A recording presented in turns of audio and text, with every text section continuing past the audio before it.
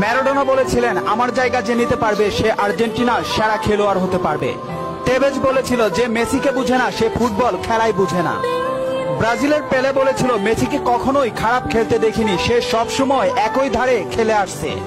Pep Guardiola বলেছিলেন মেসিকে নিয়ে কিছু লিখবেন না, না লিখে ওকে শুধু দেখে যান, কেননা কোনো কোচ বা সিস্টেম তাকে আটকাতে পারে না।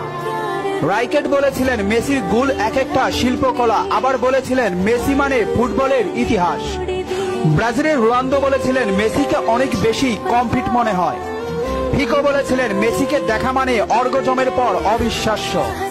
জাভি বলেছিলেন মেসি অন্যদের থেকে কতটা এগিয়ে এটা যারা বুঝে না তারা অন্ধ।